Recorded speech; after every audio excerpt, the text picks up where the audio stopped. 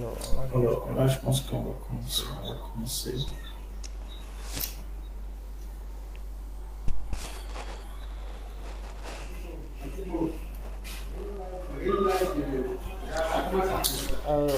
Bonsoir à tout le monde. Bonsoir à tout le monde. Tout à l'heure, j'avais entamé en disant que nous nous allons allons commencer exactement à 17h08. 17h08, là il est 17h09, les autres vont nous prendre en marche. Bonsoir à tous Et j'espère surtout que vous m'entendez. Comme je disais dans Comme je disais dans le temps, on a un petit souci de connexion, donc avoir un feedback de votre part peut peut nous rassurer comment vous m'entendez. Donc si vous m'entendez, Donc si vous m'entendez, faites-moi un feedback avant de poursuivre, s'il vous plaît. Oui, on vous entend. Ok, parfait. Ok, parfait. Les autres aussi, est-ce que c'est le cas?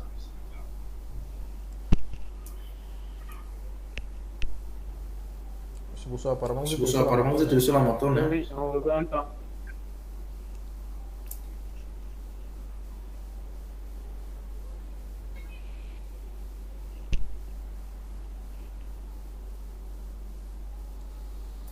Ok, Ok, il n'y a pas de souci. Donc, bonjour, bonsoir à tout le bonjour, monde. bonsoir à tout le monde. Enfin, je suppose suppose que peu importe le pays, pays, c'est forcément bonsoir, parce que la plupart des autres pays africains ont le ciel décalé. Je suis monsieur Guessant, le responsable des opérations du cabinet des nationales Fidis Invest.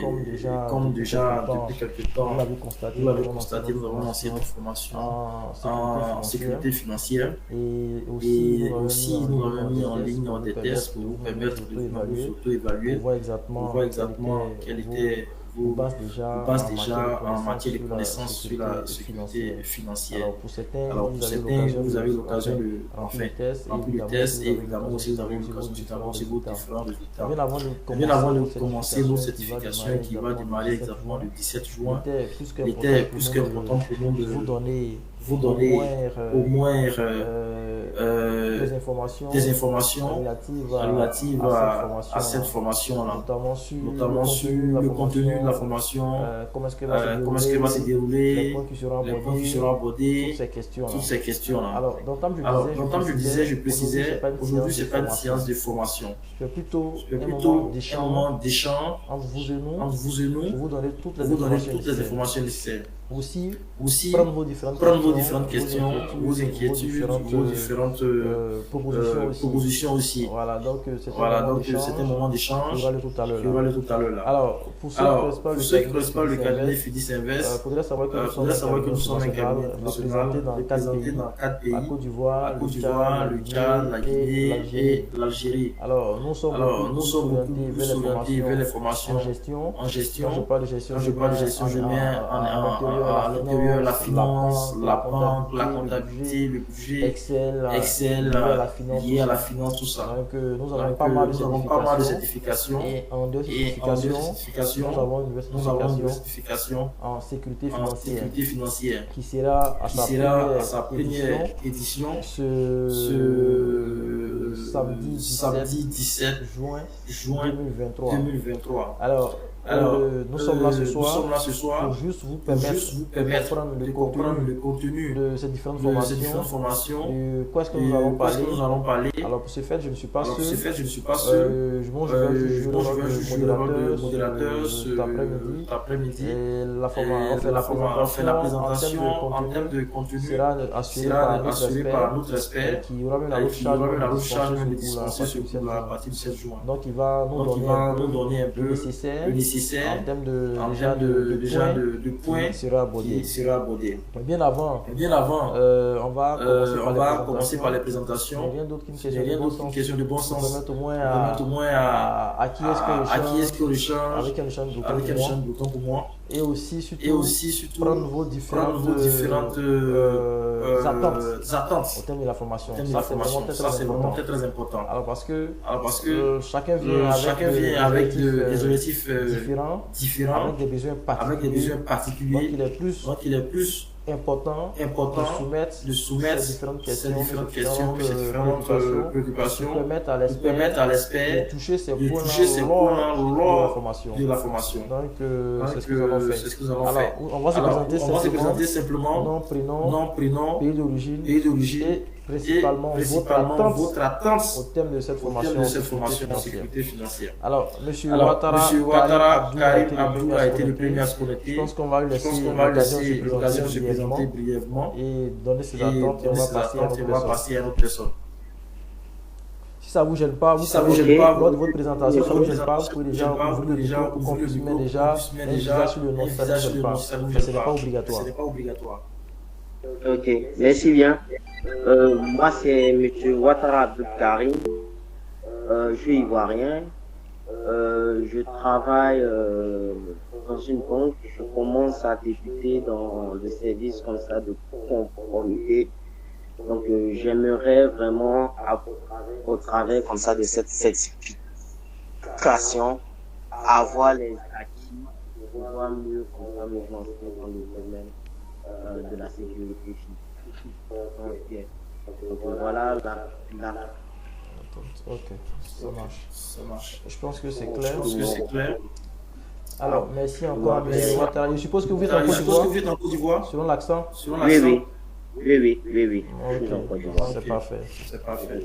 La deuxième chose aussi que j'aimerais savoir, c'était le prix et comment la formation va se passer. Est-ce que ça sera essentiellement en ligne ou est-ce qu'on aurait également des formations version présentielle au fait? Ces points-là et savoir également quel serait également le contenu de la formation. Merci. Donc voilà un peu pour ce qui est de ma présentation. Merci M. Ouattara. Je pense que ce sont des questions assez pertinentes et on va se faire fort d'apporter des éléments de réponse pendant cette présentation.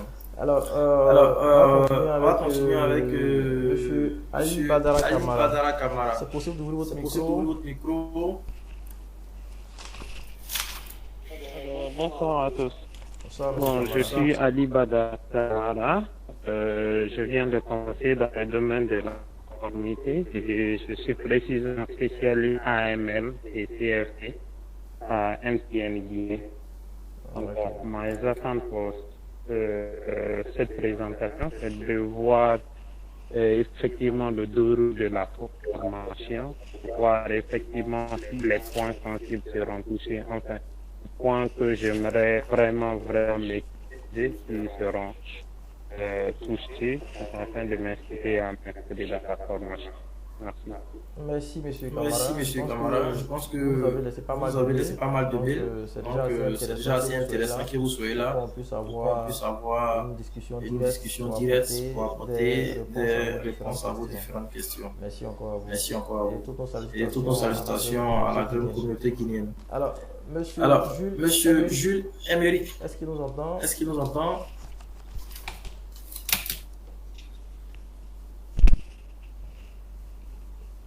Ok, je suppose que si M. Jules laisse un message, c'est que je suppose qu'il a un problème sur le micro. Donc on va juste gagner un temps. Madame Kwasi Morel, est-ce qu'elle nous entend? Oui, je vous entends parfaitement. Génial. Bonsoir, messieurs. Bonsoir, nous sommes sur la présentation et surtout les attentes au thème de cette formation sur la conformité. D'accord. Donc, je suis Ingrid Kwasi Morel, je suis analyste conformité en fonction depuis quelques mois. Et j'ai vu l'affiche sur la formation. Donc, j'ai été tentée de découvrir la formation parce que déjà, en tant qu'analyste conformité junior, j'aimerais acquérir des connaissances autant sur la conformité réglementaire que sur la sécurité financière. D'autant plus que ces temps-ci, au niveau de notre direction, on travaille beaucoup sur tout ce qui a trait à la sécurité financière, au vu des recommandations émises par la COBA. Donc, j'aimerais bien approfondir, au niveau des fondements, et puis, maîtriser, ce que c'est que la sécurité financière. Ok. Bon, avec le nom naturellement, vous êtes en Côte d'Ivoire ou bien... Oui, je suis en Côte d'Ivoire, je suis dans une banque de la place. Ok, ça marche. Alors, merci encore pour votre présence. Monsieur El-Bachi Nyanga. Monsieur El-Bachi Nyanga.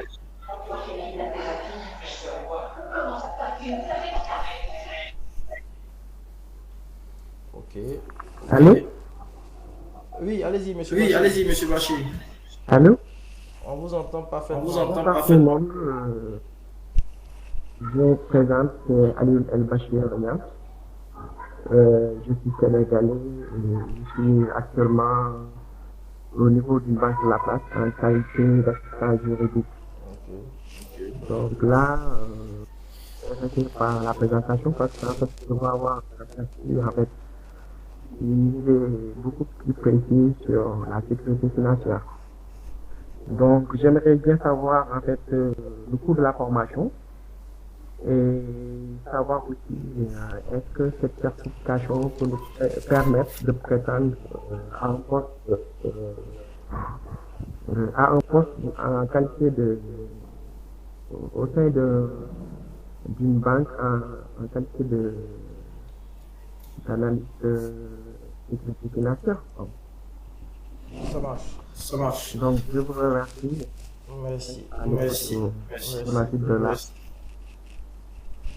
Alors, merci bien à vous. Je pense que ceux qui avaient la possibilité de le micro se présenter l'ont déjà fait. Donc, on va suivre rapidement. Donc, je réitère encore mes propos. Aujourd'hui, c'est une séance d'échange, de questions-réponses et surtout également aussi présentation également sur du contenu de la formation. Alors, la formation sera assurée par l'un des experts en conformité de l'Afrique francophone qui a vraiment une expérience assez poussée et ce secteur-là. Alors, en termes de titre, je pense que le présenter entièrement risque de prendre pratiquement une dizaine de minutes. Donc, je vais me permettre simplement d'écouter cette longue présentation et lui pourra peut-être faire un petit résumé pour nous permettre de gagner en temps. Alors, M. Brice Bosso, qui va suivre la formation, mais aussi qui va nous présenter le contenu de la formation, du niveau intermédiaire et également aussi du niveau expert. Et donner un peu des éléments de réponse sur le test que vous avez eu à faire en ligne. Alors, Monsieur Bosso, est-ce que vous entendez? Oui, je vous entends très bien. Alors, je pense que je vais vous passer la main. Ok, donc laissez-moi juste le temps de partager mon écran. Okay, j'arrête.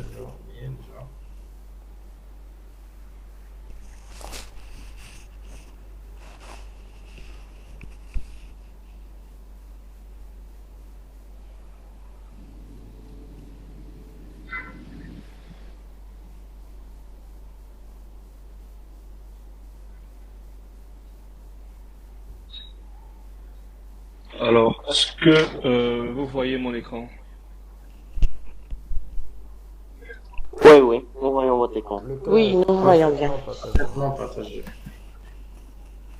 D'accord, ok. Donc, je vais présenter assez rapidement donc le contenu de la formation. Comme M. Nguesson l'a dit, il y en a deux. Donc, il y a une première formation qui est intitulée Introduction à la sécurité financière et il y a une deuxième formation toujours sur la sécurité financière, mais avec un niveau plus avancé.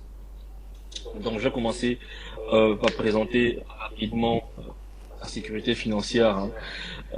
D'où est-ce qu'on vient et pourquoi est-ce que nous sommes là aujourd'hui quand on parle de sécurité financière. Donc, je pense que vous le savez déjà plus ou moins, il y a quand même pas mal de scandales quand même eu le secteur financier au cours de ces dernières années-là.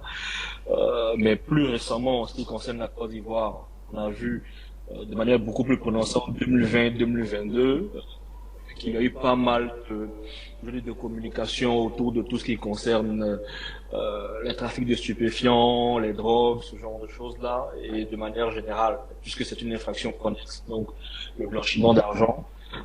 Le niveau du dispositif s'est encore plus renforcé. La commission bancaire s'implique davantage. Les GAFI a dépêché des missions au niveau de la sous-région. Ce sont des missions qu'ils appellent des missions d'évaluation, donc vraiment du dispositif national du pays. Donc ces événements-là sont les conséquences des dysfonctionnements et des manquements, donc des infractions importantes au dispositif de lutte contre le blanchiment des capitaux et le financement du terrorisme. Et ces conséquences-là font peser des menaces assez graves sur la stabilité du système financier et la sécurité tant nationale qu'internationale. Éventuellement en raison des transactions qui se font de manière internationale. Donc ces événements-là ont incité le régulateur, comme je le disais tout à l'heure, les régulateurs, les superviseurs, à renforcer les exigences afin de réduire le risque systémique avec pour finalité la prévention et donc la répression du blanchiment d'argent.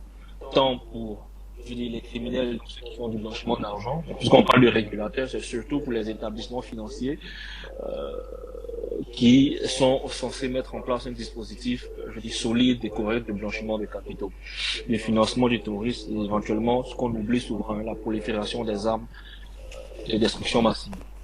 Donc l'environnement législatif et réglementaire n'a cessé depuis et continue de se renforcer, notamment malgré son développement.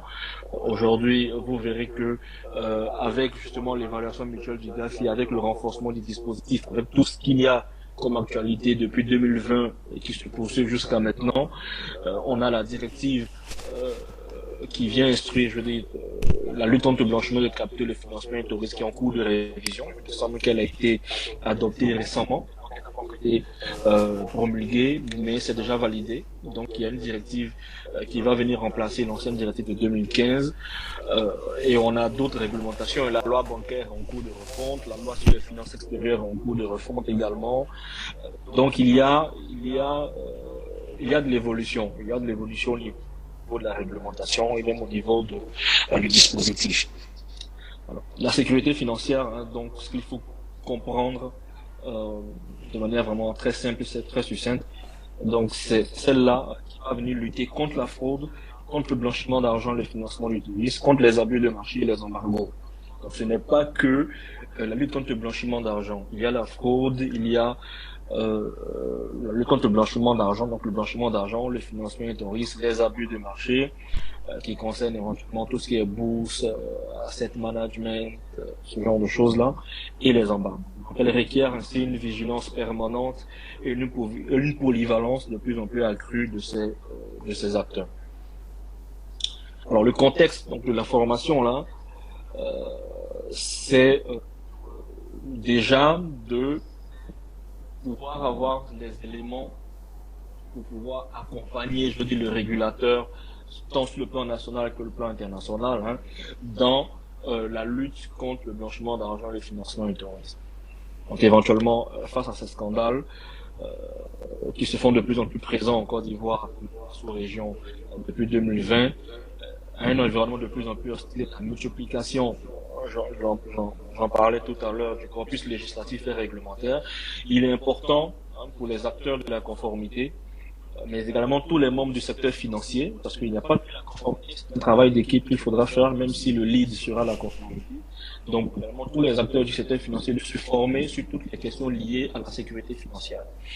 Ce qu'il faut savoir, c'est que c'est une exigence réglementaire, donc le législateur en fait déjà une obligation dans la loi de 2016-990 relative à la lutte contre le blanchiment de capitaux et financement. Donc, dans cette loi-là, vous avez un article qui c'est clairement mentionné qu'il faut que tout le personnel de la banque, y compris les administrateurs et même le comité de direction, donc les dirigeants, c'est une obligation qu'il y ait au moins, qu'ils participent au moins une formation par an. Donc, ce qui est marqué, c'est qu'il faut que tout le monde soit formé de manière régulière, mais en termes de régularité et vu l'évolution de ce domaine-là, on a trouvé intéressant quand même de mettre en place quelque chose qui va se faire au moins de manière annuelle et puis avoir des sensibilisations de manière périodique sur l'année. Il en est également de même pour la commission bancaire qui supervisait des établissements financiers dans sa circulaire 05-2017 relative à la gestion de la conformité aux normes en vigueur. Et donc dans cette circulaire-là, le superviseur, donc la commission bancaire, vient encore mettre l'accent sur la mise à niveau et la formation régulière et permanente des acteurs même de la conformité. C'est vrai qu'au niveau de la loi de 2016, c'est un peu plus large à tous les états, tout le personnel de la banque, mais le superviseur, donc la commission bancaire, estime ou donne l'obligation aujourd'hui à ce que les acteurs de la conformité se forment obligatoirement, mais de manière vraiment récurrente. Donc enfin, pour soutenir les efforts du législateur et des entités régulateurs et superviseurs de l'environnement financier, il serait important, je disais également, de mettre en place un programme de formation afin d'initier les acteurs débutants dans les finances, mais également d'actualiser et renforcer les capacités professionnelles des acteurs avec un certain niveau sur cette thématique. Donc, les enjeux, cette formation-là, elle est essentielle tant pour les professionnels des établissements financiers qui évoluent dans les métiers de la conformité, mais également pour les professionnels d'autres métiers, les jeunes diplômés désireux de surorienter. Les autres métiers, parce que le blanchiment de capitaux, il va se faire forcément par, n'importe quelle porte d'entrée de la banque, hein, ou de l'établissement financier. Donc ce ne sera pas uniquement également pour un nouveau diplômé en quête d'orientation professionnelle, qui veut savoir ce que c'est, qui veut s'orienter vers quelque chose. Ça leur permettra également de pouvoir avoir les éléments afin de prendre la bonne décision et puis de bien débuter dans cette carrière. Elle vient également répondre à une exigence légale, mais également combler un besoin d'ordre académique sur les questions liées à la conformité et plus spécifiquement à la lutte contre le blanchiment d'argent et le financement du terrorisme. Donc, sur le point académique, aujourd'hui, on n'a pas vraiment d'école qui fait de la formation à proprement parler sur la sécurité financière, sur la lutte contre le blanchiment de capitaux et le financement du terrorisme.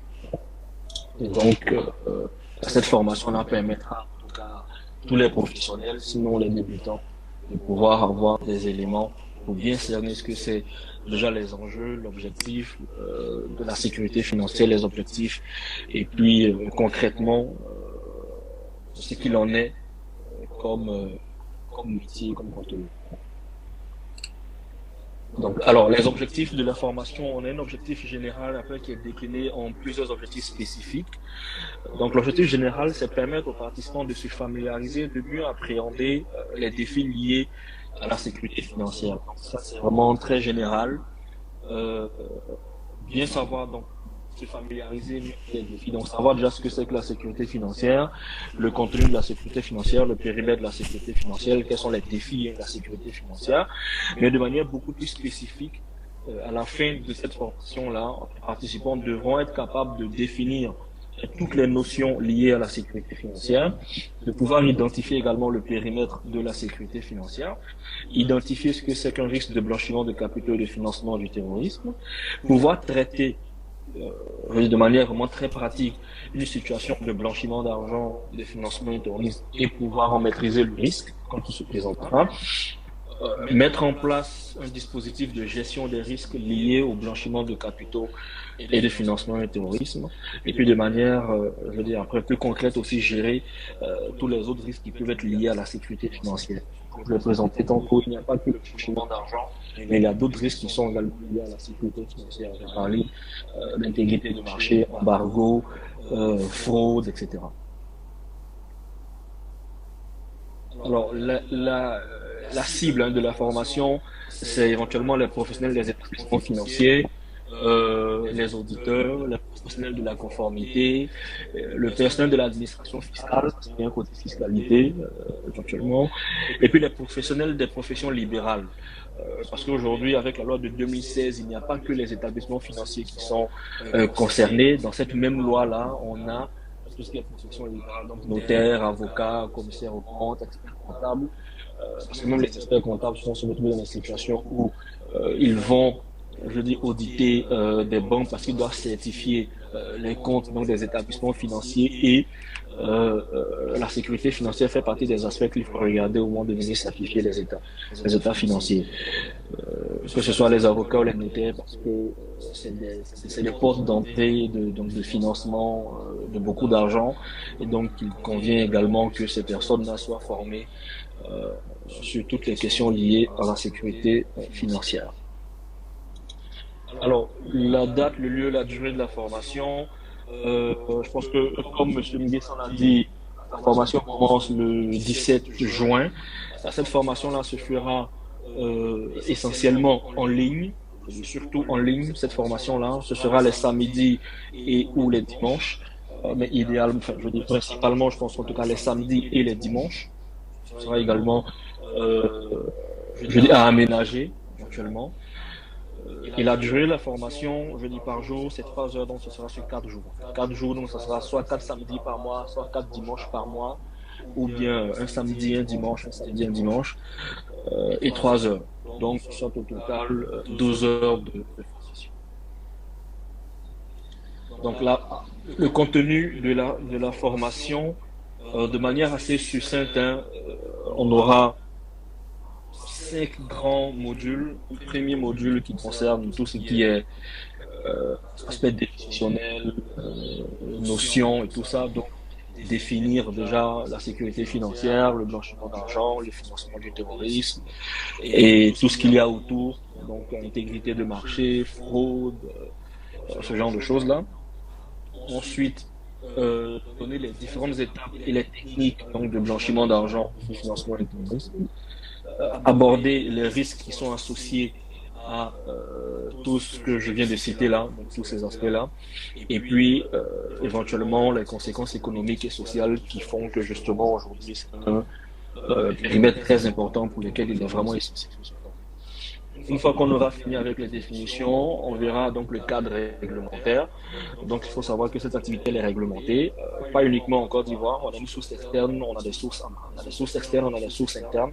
Donc savoir qu'est-ce qui s'est passé au début pour on arrive en source interne. Là. On parle de Wolfsberg, on parle du GAFI, on parle de la Convention de Vienne depuis 1988, jusqu'à ce qu'on ait aujourd'hui les directives, on a les directives qui soient mises à jour, on a également, je dis, la loi de 2007, les instructions de la Banque centrale, et pas mal d'autres réglementations. Donc on aura dans ce deuxième module-là ce cadre réglementaire là qu'on va parcourir ensemble et les liens et justement comment les utiliser, qu'est-ce qu'il faut retenir dedans. C'est de gros documents, on va aller ensemble sur l'essentiel, parcourir ensemble et vraiment mettre l'accent sur certains points clés de ces réglementations. Ensuite, on va évoquer donc les entités superviseurs. Donc les entités nationales, les entités internationales comme superviseurs, bon, déjà savoir c'est quoi leur rôle, quelles sont ces entités-là, c'est quoi leur rôle, comment est-ce que les supervisions sont faites, comment éventuellement réagir face à ces aux différentes supervisions qui sont réalisées. Après, on verra donc le programme de conformité, là donc le anti-blanchiment, donc l'évaluation. Dans ce programme-là, on verra comment évaluer les risques et on verra également le contenu en soi d'un programme de lutte contre le blanchiment de capitaux et le financement du terrorisme. Et puis enfin, on verra comment initier des enquêtes, comment répondre aux enquêtes, donc comment investiguer quand on est en face de potentiels blanchiments et puis les différentes relations qu'on pourrait avoir à l'extérieur de la banque et puis comment c'est encadré ces relations. Donc le contenu de manière générale, ce sera celui-ci que je viens de présenter. Après, de manière un peu plus spécifique, on pourra voir tous les aspects de la criminalité financière.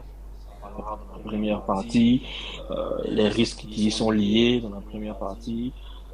On verra l'approche, en tout cas fondée sur l'analyse du risque, déjà évoqué également, le rôle de la conformité, donc le contenu du programme de conformité, à quel moment intervenir, quelle serait notre intervention, le programme de gestion des risques en lui-même, donc qui fait partie intégrante du programme de conformité, la surveillance des transactions, la conformité aux sanctions, ce genre de choses. Donc l'approche pédagogique, vraiment quelque chose de simple et assez interactif pour que ce soit beaucoup plus facile à retenir, beaucoup plus participatif aussi.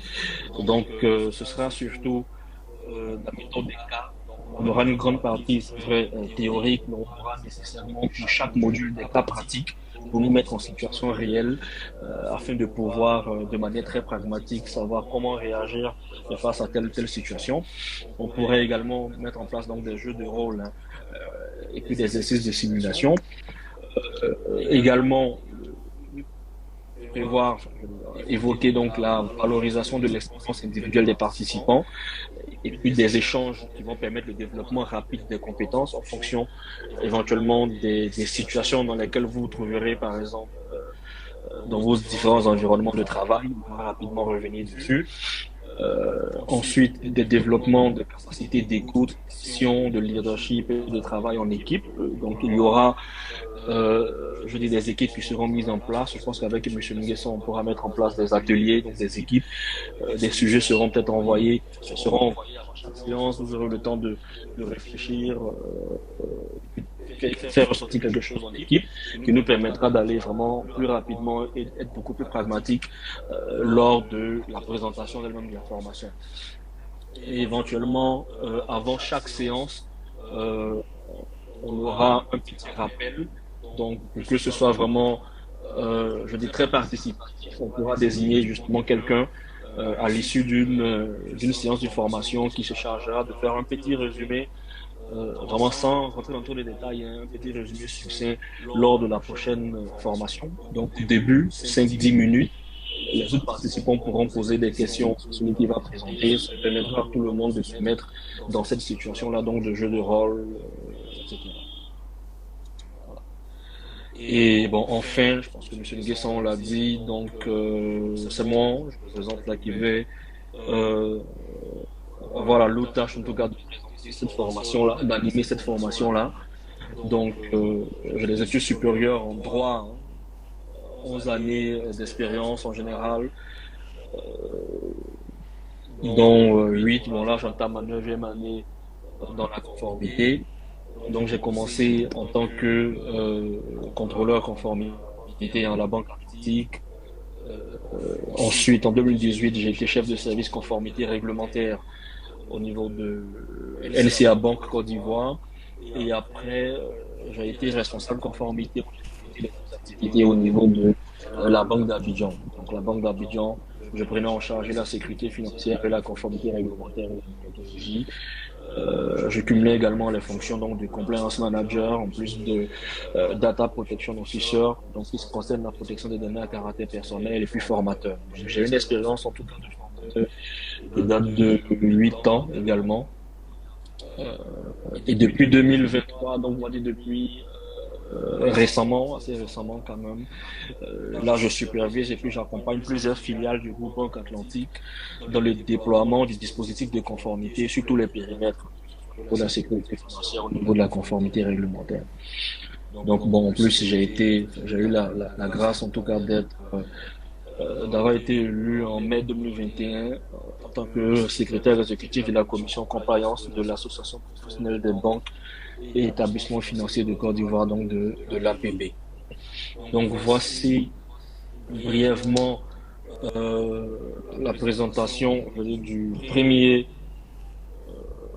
la première formation qui concerne l'introduction à la sécurité financière. Pour M. Nguesson, je ne sais pas si j'enchaîne avec la deuxième formation ou bien... L'idéal c'est de rechercher, mais en même temps s'il y a des questions sur le niveau, on va prendre la question rapidement. Sinon l'idéal c'est de continuer, on prendre des questions à la fin. Maintenant, je dis à mes participants, si vous avez des questions, directement à chaud, tant qu'il fasse le partage de la seconde partie, on peut prendre la question.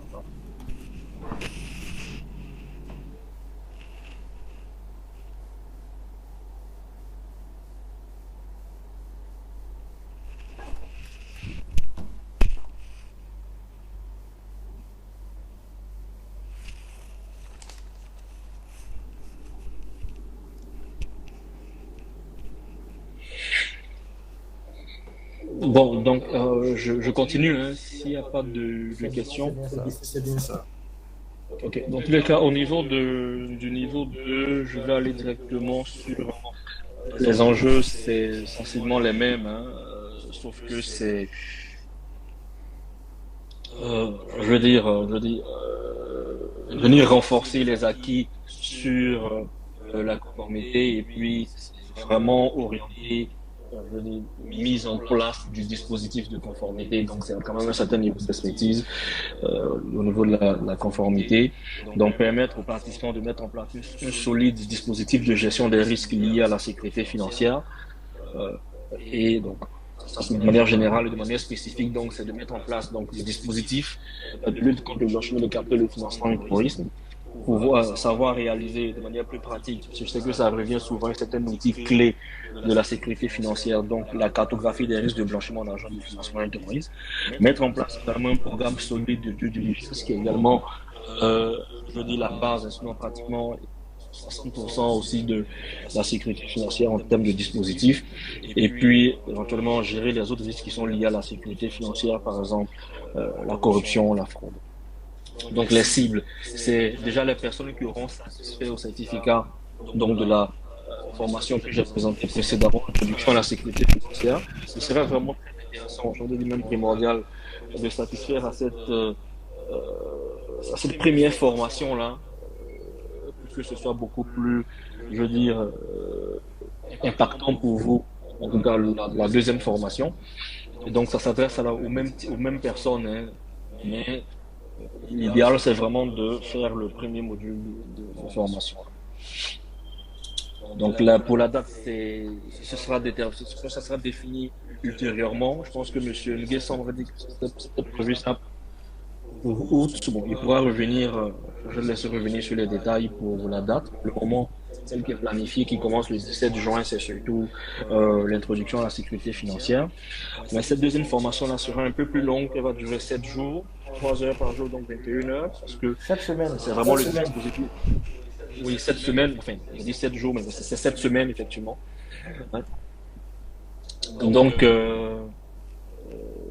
il sera effectivement, comme je disais, cette formation sera plus longue, pardon. Ça sera plus long parce que le contenu est beaucoup plus vaste, beaucoup plus pointueux. Il y aura beaucoup de travail d'atelier, de cas pratiques, de choses à mettre en place. Donc, le contenu de la formation, c'est éventuellement le dispositif. On ne reviendra pas sur les notions. Les notions auront déjà été réalisées lors du module précédent. Donc là, c'est vraiment de mettre l'accent sur le dispositif de lutte anti-blanchiment. C'est quoi l'objectif? Le dispositif en ce qui concerne la gouvernance et après le contenu du programme. Donc, on va prendre chaque point du contenu du programme qu'on va passer en revue. La gestion des risques, donc, de lutte contre le blanchiment de capitaux et de financement du terrorisme, et puis parcourir quels sont les outils, les outils qu'il faut acquérir et comment implémenter justement ces outils-là dans le dispositif. Si par exemple, il n'y aurait pas d'outils automatisés, comment de manière manuelle ou semi-automatisée on peut mettre en place des outils pour pouvoir nous permettre de satisfaire en tout cas les exigences de la commission bancaire, de la réglementation en général, pour pouvoir efficacement lutter contre le blanchiment d'argent. Ensuite, on mettra l'accent sur l'élaboration de la cartographie des risques LAB, qui est une RLACP. Donc LAB, l'identification des risques, on verra comment identifier les risques de blanchiment d'argent, de financement et terrorisme, comment évaluer ces risques-là, passer du risque brut au risque net, et puis comment définir et suivre éventuellement les plans d'action en fonction de ce que nous aurons déterminé. Ensuite, le programme de due diligence qui est, à lui seul constitue vraiment d'un module. Il y a 7 éléments principaux dans un programme de due diligence. Donc, on va parcourir ces éléments-là point par point et puis voir également comment les mettre en place au niveau de l'établissement dans lequel nous nous trouvons. Ensuite, évoquer la lutte contre la corruption. On n'en parle pas beaucoup, mais c'est un point également qu'il faut intégrer dans le contenu. Que moi j'intègre dans le contenu de la formation sur la lutte contre le blanchiment de capitaux et le financement du terrorisme, parce qu'en tous les cas, tout ce qui est, fruit donc de la corruption est quelque chose qui sera nécessairement sujet de blanchiment. Donc, c'est un point à prendre en compte. Donc, avant d'attendre de se retrouver dans une situation de corruption pour le blanchir, il faut pouvoir, à la base, même mettre en place un dispositif de lutte contre la corruption. Donc, on verra rapidement les fondamentaux sur la lutte contre la corruption et puis comment intégrer la lutte contre la corruption dans le programme de lutte contre le blanchiment d'argent et puis éventuellement à la fin réaliser une évaluation des risques et mise en place donc de contrôles contre la corruption.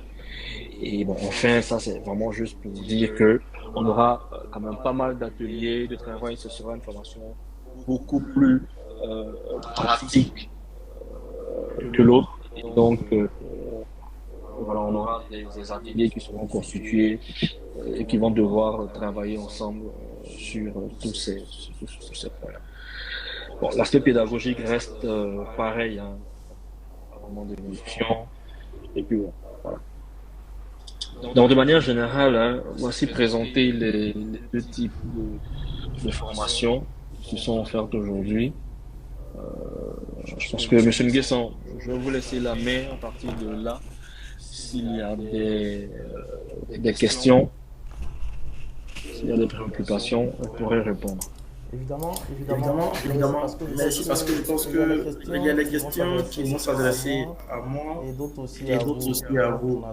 Naturellement, si ces questions sont pour vous, on va vous passer.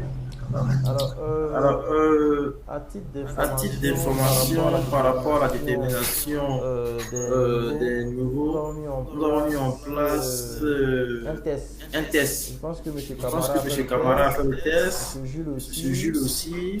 Monsieur Ouattara, je doute un peu. Je sais que la plupart ont essayé le test. Et la condition, c'était d'avoir au-delà de commencer par le niveau 2. Alors, l'objectif n'est pas de vous mettre mal à l'aise, mais après discussion avec nos différents collaborateurs et experts, on estimait que pour attaquer le second niveau, il est plus qu'important de s'assurer que les bases, les fondements sont là.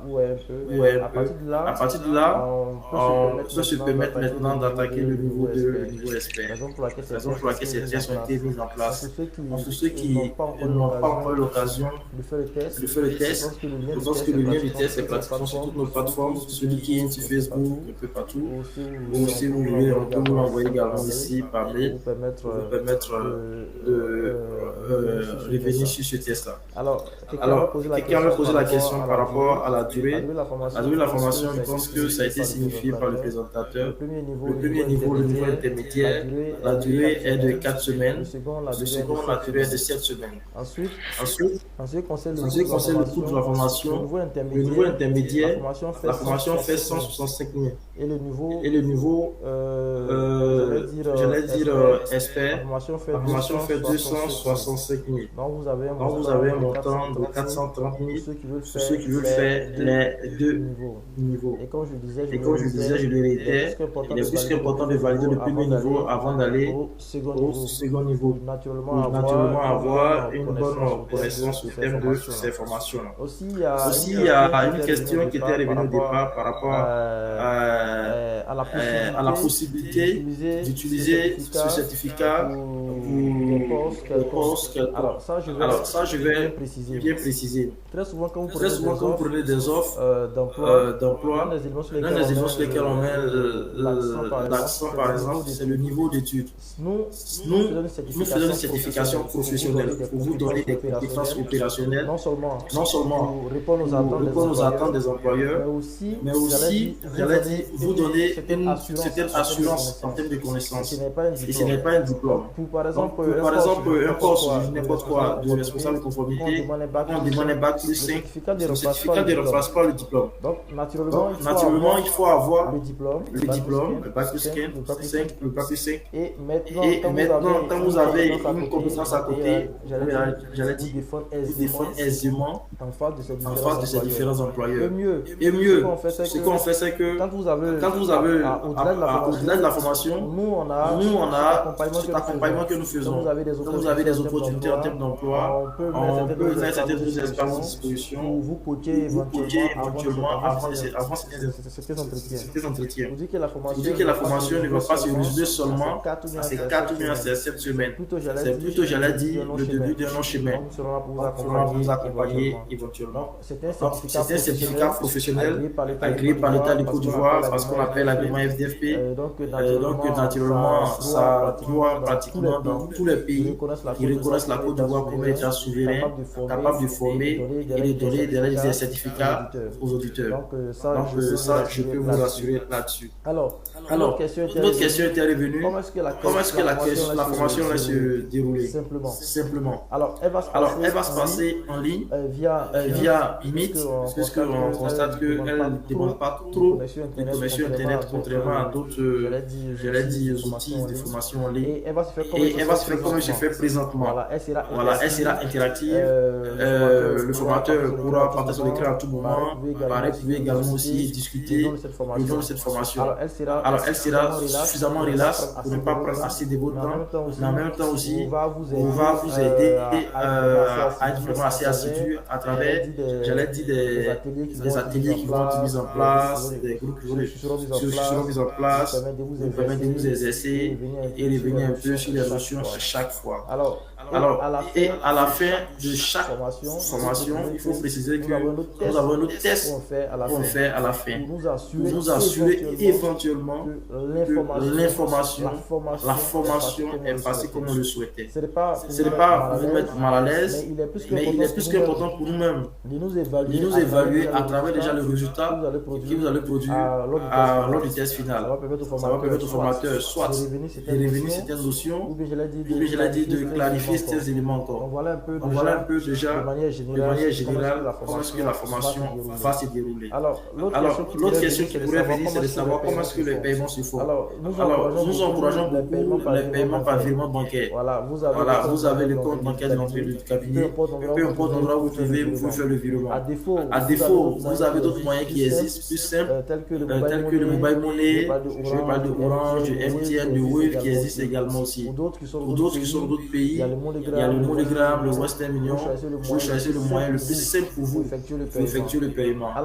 Alors, l'autre dernière question qui j'ai reçu plusieurs fois par mail, c'est de savoir si le montant était payé intégralement. Effectivement, nous encourageons le paiement intégral. Nous serons très heureux que vous payez intégralement au début. Mais en même temps aussi, on crée des facilités. Par exemple, le niveau 1, au début, vous avez l'obligation de payer 100 000 avant de commencer. Après 2 semaines, vous versez le reliquat. C'est terminé. Alors maintenant, pour ceux qui veulent faire les 2 niveaux, au lieu de 430 000, la formation revient à 400 000. Vous pouvez nous faire une proposition même de paiement. Il n'y a pas de souci. On va voir comment c'est possible. Même chose est sûre, vous devez solder avant la fin de la formation. Ça, c'est obligatoire. Sinon, vous serez carrément exclu. Ça, c'est sur les directives de la comptable. Voilà. Donc voilà un peu déjà les éléments administratifs que je voulais ajouter sur la présentation de notre respect. En même temps aussi, vous retenez la parole. D'emblée, on avait dit que ce n'était pas une formation, c'était plutôt un moment d'échange. Donc on ne va pas utiliser la parole. Si vous avez des questions, Monsieur Cissé, n'oubliez pas, vous avez cours à 18h00 gestion bancaire. Monsieur Karim Ouattara, Monsieur Kamara, Monsieur Emery, Vincent Kouadio. Si vous avez des questions, on va les prendre avant de poursuivre. On va même mettre un thème à notre présentation. Donc je suis tout pour votre question.